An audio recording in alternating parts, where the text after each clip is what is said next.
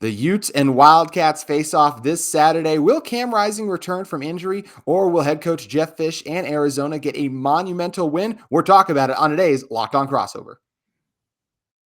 You are Locked On Utes, your daily podcast on the Utah Utes. Part of the Locked On Podcast Network. Your team every day.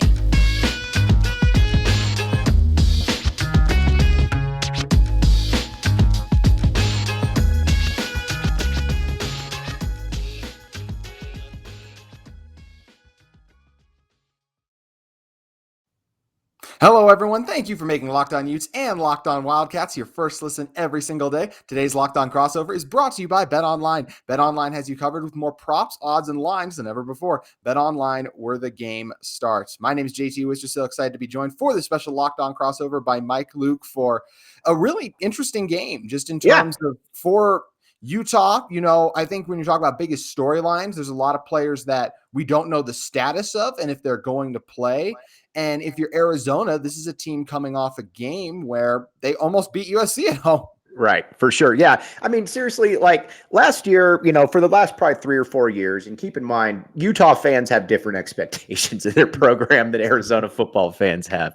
But the one thing is, Arizona the last 2-3 years has probably been the worst Power 5 team in the country. I mean, you lose 20 straight games. I mean, that's impressive just in its own, losing 20 straight games, including a loss to a school that you might have a little bit of a connection to, NAU, last year. So, but this year, Jed Fish brought in a top 25 recruiting class, which is unheard of at Arizona. And we were talking about it a little bit offline. But the difference with this team right here is that the passing game is about as good as there is in the conference. Jayden De Laura was the Pac-12 Freshman of the Year last year. He comes to Arizona. He's putting up massive numbers. And honestly, and I think this will probably bear itself out throughout the rest of the year. I think Arizona's probably got the best receiving core in the conference. Jacob Cowing caught for 1,400 yards at UTEP last year. He'll catch 1,200 yards this year. McMillan was a 5-star wide receiver. Again, something Arizona never gets. And he's been multiple-time Pac-12 Freshman of the Week. And then Dorian Singer as well, 1,300 yards probably. That's really the strength of the team. There's a lot of weaknesses, which we're going to get to. But right now, that's really what you look at with Arizona coming in there, JT. When you're looking at it from, as I mentioned for the Utes, kind of the biggest thing I'm curious about is who's going to play and can Utah still win if those guys don't play? So I do expect Cam Rising to play. We believe it was a knee injury just because. Are we sure Cam Rising is going to play? I would be surprised if he didn't, because just the way it shook out last time he practiced the whole week, was just about ready to go, and then just didn't quite feel right. I think with a full week of rest, that extra time of rest as well, since Utah played last Thursday, I do expect him to play. I would be very surprised if he didn't, just because he was so close to playing, and I would be shocked if he didn't. The other interesting one is Tavion Thomas still. He's been dealing with some personal stuff, so he didn't even make the trip to Pullman last week. So I don't know if honestly, I probably don't think he's going to play either. If he does, that'd be awesome. I really hope he does, but I'd be surprised. Dalton Kincaid is another one. It looks like it's some kind of shoulder injury for Dalton. I don't expect him to. Coach Witt keeps all of the injury stuff very close to the vest, so I don't expect him to play. So you're going to be down what I believe to be 2 of your 3 biggest names on offense. Because honestly, Tavion Thomas hasn't lived up to what that name represented after the unbelievable season he had last year. So for Utah, can you win without those guys? I would still say yes. I think even if Bryson Barnes is in at home with the home field advantage that Utah has, the momentum this team is playing with, the level the defense displayed last week was also very impressive. So I expect Cam Rising to play, not the other 2, but if none of them play, I still think the Utes can get this win because it was at home. And that's a big thing as well. I think this game being at home for Utah is huge, because coming into the year, I think a lot of people are looking at, if this game was in Arizona, it would be a little bit more of a trap game, especially if this Utah team hadn't had a loss yet all season and kind of feeling themselves, which I don't think is the case with this team when you've been humbled by what's now a not good loss to Florida at this for point. Sure. And then, of course, the UCLA loss is not a bad loss, but still the 2-loss team. So I do expect Utah to be able to go out there and still be able to get a win regardless of who is out there at the main skills positions. Yeah, no, I totally agree with you. I expect you guys to win this game. I expect Utah to win this game easily. I will say that Kyle Whittingham to me is as good a coach as there is in college football. Mm-hmm. What he is able to do year in and year out is absolutely astounding. I'm also glad too that he stayed at Utah and that he didn't go off to another place. He just looks like a guy that needs to be a legacy guy at Utah. But you look at it, JT, what's amazing about it is you bring in every year his recruiting classes are ranked like 48th, 45th, and it doesn't matter because half of those guys are going to be starters. Probably 20% will play in the NFL, especially the defensive line. It's just a marvel what he's done up there for Utah. And, again, between Urban Meyer and then Kyle Whittingham, pretty good little run of coaches you guys have there. Yeah, it's worked out extremely well for Utah, and it'll be interesting to see who kind of the next guy in that is, because I think there's a number of worthy candidates for that on this Utah staff too. So, but for Coach Witt, he has done a phenomenal job recruiting the right kind of players, just getting the guys. They find the low value guys that a lot of people don't necessarily recruit, but they bet on that potential, and it's worked out a lot. I believe Devin Lloyd was like a 2-star recruit or something crazy, and then they helped him develop into a first-round pick. And a lot of credit to that for Devin, of course, but that's where Utah was able to recognize the work ethic there and just see the physical traits that allowed them to develop and build what is a loaded roster in a lot of sense of the word, that returned 17 starters, that there was a reason they were the favorite to come out of the Pac-12. It's obviously changed now, but still makes a lot of sense in that regard. And I think we talk about recruiting classes for Utah. They're not very always highly ranked. This Arizona class, as you talked about, was a top 25 one. So Coach Jedd Fisch doing a really good job. What are kind of some of the things you're just feeling about this program and things you're looking forward to with this upcoming game with these guys going into a hostile environment? Well, offensively, it's like I said, the overhaul in 1 year has been amazing because last year Arizona was equally bad on both sides of the ball. Now they're still terrible on defense. We'll get to that in a minute. But what he's been, like I said, what he's been able to do, and you got 7 freshmen starting, the future is actually somewhat bright, especially next year because you return almost everybody. But the problem that Arizona is going to have against Utah is Arizona has a terrible defense. It's a lightweight defense. You're starting to now play a lot of those highly rated freshmen, which I think everybody's in on. But whether against the run or against the pass, Arizona's terrible. It's one of the worst defenses in the country. And that's why I think Utah, which, they're one of the programs, they don't outsmart themselves. They just do what they do. I look for this to be a fairly simple physical game that Utah is able to control pretty much early on.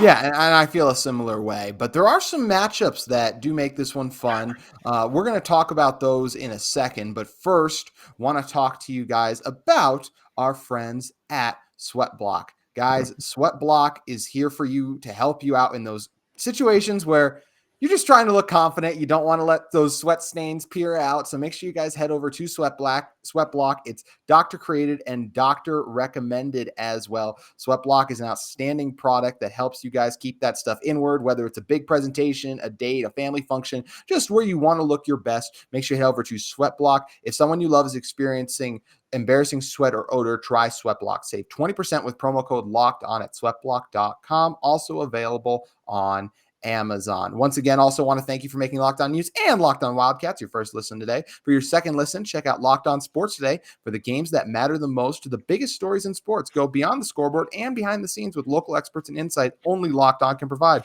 Locked On Sports Today, also available on this app, YouTube, or wherever you get your podcasts. So, Mike, coming back in, talk about matchups that are really exciting. You mentioned that Arizona offense led by Jayden De Laura, averaging, in terms of passing yards, 340 passing yards per game. So, and just incredible numbers for a group, as you mentioned, Jayden De Laura, one of the most fun quarterbacks in the Pac-12, just flying around out there, making plays off schedule, able to evade pressure, doing a lot of things. It makes it a lot of fun. And then there's a really good receiving core. So, I mean, between them and USC, neck and neck for the best in the conference for what you mentioned. I think USC gets a lot of that love just because of the name recognition, but you mentioned the stats, a lot of those in the favor of the Wildcats. So you got to give them that credit there. They're facing a secondary with the Utes that is, just simply put, really talented. I think when you look at guys like Clark Phillips, he's going to be a top 50 pick for sure. JT Broughton's Zamiah Vaughn, very good 2 and 3 corners too. Cole Bishop, one of the better safeties in the Pac-12. And RJ Hubert's been outstanding this year too. He's actually leads Utah in tackles the last time I checked. Now, I should mention Hubert's going to miss the first half of this game because of a targeting call, but Clayton Isabel and Simone Vaki also did a really good job in replacement of him. So I expect this Utah defense to still be able to hold up, but I don't think this is a Utah defense that held Washington State to under 20 points. Right. I don't expect that to be the case this time around. I do think you guys are going to be able to put some drives together and score. And one of the reasons, Keely, if we're just grouping in all the matchups, sure. I do think Utah's defensive line is going to be able to get in a couple times and create pressure. Now, that unit's not as strong as it was even last year, really missing guys like what Devin Lloyd did as a pass rusher. Mika Tafua was also really strong, so it's not the same impact, but that pass rush is coming along. So I do think they're going to get through a couple times, but I think the problem's going to be is Jayden De Laura is just going to make a guy miss and then buy time, and that's going to be one of those frustrating things where it's like, oh, you got to bring him down because you don't, and the play goes for 20 yards. So it's really that passing attack versus just the pass defense, including that pass rush for Utah, that I'm really excited to see. Yeah, no, I agree with you. Those are great points. I think with Jayden De Laura, he's got a little bit of that Russell Wilson thing when Russell Wilson was good. With the so long ago.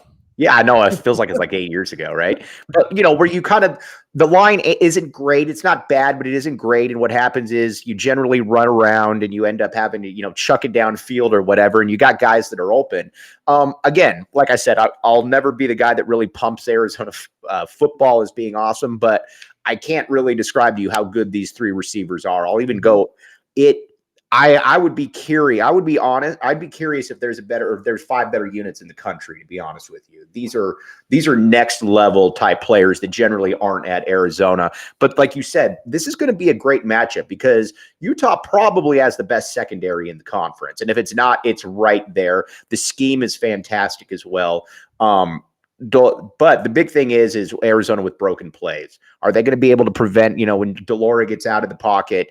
It's important, first of all, to be able to get him because he's shifty. But when he gets out of the pocket, he can really make some plays out there. So that's where it's going to be fascinating. And Arizona's got a pretty good tight end in Tanner McLaughlin as well. So offensively, that's pretty much it. I don't see Arizona being able to run the ball against Utah. I think that's going to be – so I think if Arizona is going to be competitive, it's going to have to be a massive game from Jayden De Laura. I will say that Utah run defense was better against Washington State, but Washington State only averages like 80 yards on the ground. So I think you guys will.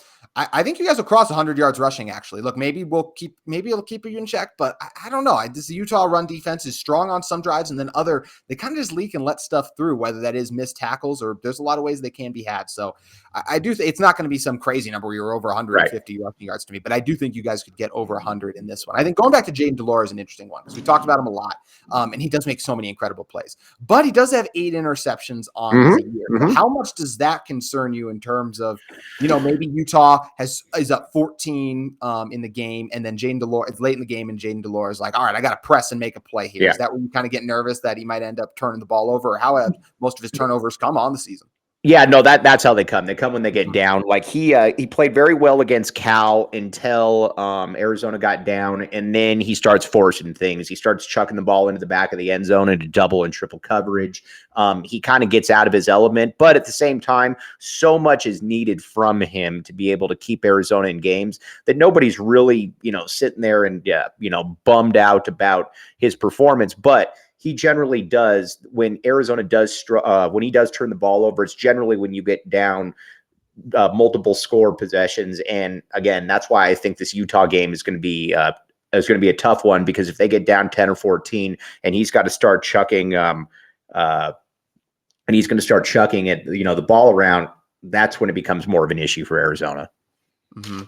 And I think one thing we talked about offensively for Wildcats, defensively for the Utes. That's one matchup I feel is much more even. I feel like those sides are going to trade blows, whether that is a Utah turnover, or Utah maybe gives up a first down, but then forces a punt. And I do feel like the Wildcats will be able to mount some drives and score too. So, but I think the reason we both feel that Utah is going to win this pretty handedly, and they have a really good shot to cover too, that line currently at 17.5 is because just the Arizona defense and this Utah offense, especially if Cam Rising plays. I think we've seen this explosive offense of the Utes really start to come along, and obviously had an unbelievable game versus USC. I think we could really see especially if there's no Dalton Kincaid like I expect there not to be. And that's no inside information once again, literally just speculation with the injury and the way he went down. I don't expect to see Dalton Kincaid again until the Oregon game because I don't see a reason to put him out there these next 2 weeks versus Arizona and then versus Stanford as well. But looking at this, I really feel like this is the kind of game where we see Devon Vele, Money Parks, Jalen Dixon, Thomas Yasmin will get a little involved too. All of these Utah receivers and pass catchers really be able to do things, because I expect Utah to have a great game on offense. I expect the run game to also really get going, and it's going to be a good confidence boost for this Utah offensive line and these running backs who have, I forget how many yards now they had off the top of my head versus Washington State, but it wasn't even a mind-blowing number. I think they were over 100, but it wasn't like, oh my gosh, they rushed for 200 plus yards, but it was just when they needed to get the tough yards on the ground, they were able to do that with some really nice plays. So even if Tavion Thomas doesn't play, Mekhi Bernard's health is still up in the air. Utah's second running back, Jaquindon Jackson, former quarterback converted to a running back now, is really getting acclimated to the position, as well as Jalen Glover, I think, is going to have another good game. So I really expect the Utes just to be able to impose their will on offense. And I think Cam Rising could be in for another 5 touchdown performance. Yeah, again, Arizona's defense, there's really nothing that they can do there's really nothing at this point they can do that is that is equipped against a team like Utah. They don't really get after the passer much. Again, they've got some solid young players, but at the same time, you're going to have a 215-pound freshman that's going to be playing a lot of snaps on the D line. That kind of speaks for itself. I think he'll be really good, but again, he's 215 pounds. You just don't really have many playmakers. Now, the one thing I will say is that Christian Roland Wallace, Arizona's corner, is very, very good. He's the best defensive player on the roster by a mile. He's been a 3-year starter. He'll be an NFL player. In what capacity, I don't know, but he's the one guy that will, you look at him, there's only probably 1 or 2 guys on the Arizona roster that would play at Utah, and that's Hunter Echols and Christian Roland Wallace on the defensive side. Nobody else would play for Utah. Yeah, that's obviously a challenging thing when you're going against a talented Utah offense. So they're going to have their hands full, as we discussed, and we're going to talk about how we think this game will play out and give a couple key predictions in a moment. But first, I want to talk to you guys about SimpliSafe. Did you know that over the holidays, property crimes like burglaries and package thefts spike nationally? That's why our friends at SimpliSafe Home Security are offering 50% off their award-winning security system so that more families can feel safe and secure this holiday season. Order your SimpliSafe system for half off today and enjoy advanced security and greater peace of mind this holiday season. Guys, I use SimpliSafe and really love just all of the features that comes with their advanced technology, whether it's controlling your system from your phone with the app, watching the crystal clear HD live stream on your security cameras, or the wide variety of high-level sensors or something else. This system is just outstanding and does a great job protecting your home. SimpliSafe was named the best home security of 2022 by U.S. News and World Report for the 3rd year in a row. So don't miss your chance to save big on the only security system I recommend. Get 50% off any new SimpliSafe system at simplisafe.com/URL today. This is their biggest discount of the year, so don't wait. That's simplisafe.com/lockedoncollege. There's no safe like SimpliSafe. Also want to talk to you guys about UCCU. UCCU is offering a 15th month savings certificate with an incredibly high APY of 4.00%. Plus, you can jump up to an even higher rate of return anytime during the life of your certificate. So I have to be the bearer of bad news, but interest rates and inflation are both on the rise, as if we haven't noticed. Well, here's some good news. UCCU can help you with this current rise in rates to your advantage. For a limited time, UCCU is offering a 15th month savings certificate with an incredibly high APY of 4.00%. What's a savings certificate? Is that like a savings account? A savings certificate is similar to a savings account. Both are great ways to earn a safe return on your money over time. But here's the difference. Savings accounts typically come with unlimited deposits and withdrawals. But with a savings certificate, you just make one deposit and then let your money grow and grow and grow with a fixed rate of return that's much higher than a standard savings account. How much? Just say a lot higher. So visit uccu.com to learn more or get a savings certificate today. For a limited time, once again, UCCU is offering a 15-month savings certificate with an incredibly high APY of 4.00% and a variety of term options to match your specific need. UCCU, love where you bank. And jumping back in, Mike, I think this Utah team and Utah fans like their chances against Arizona, as they should. So just talking game predictions in this one, I think the Utah offense gets off to a hot start. I could see 14 to maybe even 21. I could even see them maybe scoring 3 touchdowns in the first quarter. I also see the Wildcats getting one in the first quarter. So I think we're looking at either a 14-7 or a 21-7. And I just feel like that's what it's going to be. So Utah, for every 2 touchdowns they're going to get, I feel like Arizona will get 1. As I mentioned, back and forth battle for the Wildcats offense and the Utes defense, where each side kind of wins one possession and then the next one, the other side wins. Fun back and forth. Because of that, and just Utah's offense going to be able to eat, in my opinion. I do expect this to be a big win for the Utes. I think they will cover that 17-point line. Yeah, I agree with you. The big thing for Arizona is not letting this get out of hand early, because this could get out of hand early. If Arizona can avoid this getting out of hand early, then maybe you go into the second half and you got a chance. But I guess you could say that about any team that you play. This feels to me like a 45-21 game. I know that Utah and USC are fairly close, are fairly close, but Arizona does better against teams that have a lot of speed, but maybe aren't necessarily the most physical brand of football. They don't do well against teams like Utah. I could see this game getting out of hand early, to be honest with you. I could see this being 17-3 early on, and if that's the case, it snowballs. But if Arizona is going to win this game, it's going to have to be Jayden De Laura is going to have to be the Pac-12 Player of the Week. Again, Arizona's a lot better than they were last year, but Utah's a different animal, and Arizona, I don't believe is there yet equipped to be able to compete with the Utes at the highest level. Yeah, and I feel the same way. So in terms of a score prediction, and I'll also do kind of who I think the player of the game will be for Utah. I think this is going to be, you mentioned 45-21, I believe. I'm going to go 52-24, I'll say, or maybe even 20. I'll go 28. 52-28. So I do think this Wildcats offense, I think that there's a late score in the fourth quarter when the twos are kind of in. I think this is much more of a 21-48 kind of game, but the final score to me will be something like 52-27, just because the Utes are going to have that success on offense. And I think at the end of this, we're going to be like, man, look at Cam Rising. Took a week off. We didn't know what to expect. Came in and balled out another 5 touchdown performance. We're going to see him have another big day on the ground. And of course, he's going to have a big day through the air with everyone talking about how this is the explosive Utah offense we thought we'd see from the start of the year. And yeah, it took a little bit of time till that USC game really arrived, but it's here now and it's putting the Pac-12 on notice. Yeah, no, for sure. And again, I believe that Utah to me is the best. USC is always the program that has the highest upside. Utah to me is the most stable program. Every single year, go winning. You're probably not going to ever compete for a national title, but you're always going to be in that top 15 to top 10 range, which when you consider being in a state where you don't have a ton of local, talent to be able to pool from, outside, a ton of elite level. I know they develop. There's some there's decent, good football players out here, but this is not California. This is not Texas. This is not Florida. Yet they're able to get those guys. They actually recruit Texas extremely well. Right, for sure. Yes, but that's part about what they do. They coach people up. That's what Whittingham's done. But again, just kind of marvel from afar at what you guys have been able to do up there, because it's a heck of a program, and like I said, in my opinion, it's the best program in the conference.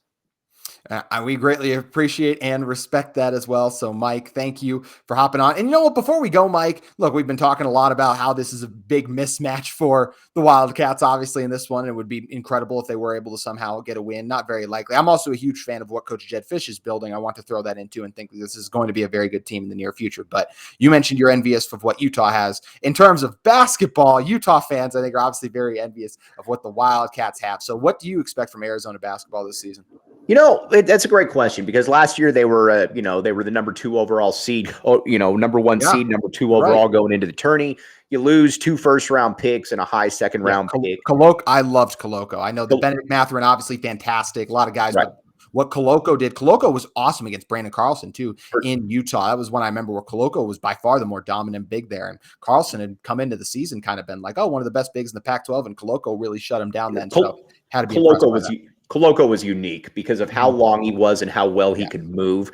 This year's team, I think, is going to be more about a top 15 team. I don't view them as probably being a national title contender, but there's a lot of talent right there. I think that, Arizona, UCLA, Oregon, one of those 3 schools will win the conference, and I think that Arizona's got as good a chance as anyone.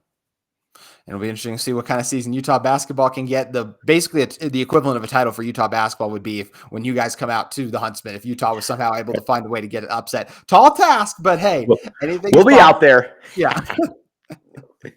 We'll be out there, my man.